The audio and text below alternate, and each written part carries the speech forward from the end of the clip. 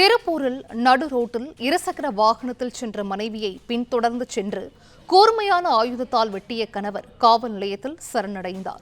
கூடுதல் விவரங்களை செய்தியாளர் செந்தில் வழங்கிட கேட்கலாம். செந்தில், வணக்கம். இது குறித்தான விவரங்கள் என்ன, பதிவு செய்யலாம்? திருப்பூர் 60 அடி சாலையில் இருசக்கர வாகனத்தில் சென்று கொண்டிருந்த மனைவியை அறிவாளர் வெட்டிய கணவர் தற்போது திருப்பூர் வடக்காவல் நிலையத்தில் சரணடைந்துள்ளார். அவரிடம் போலீசார் தீவிர விசாரணை மேற்கொண்டு வருகின்றனர். திருப்பூரை சேர்ந்தவர் சரண்யா.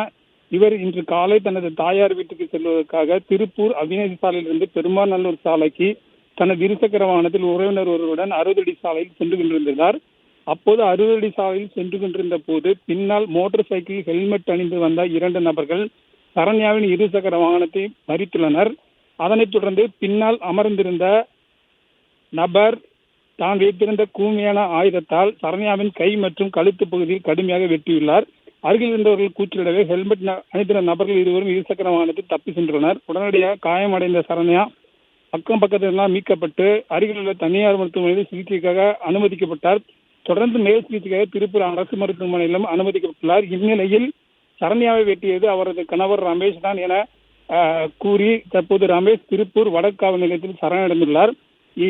எதற்காக மனைவியை வெட்டினார் என்பது குறித்து திருப்பூர் வடக்கு போலீசார் ரமேஷிடம் தீவிர விசாரணை மேற்கொண்டு வருகின்றனர்.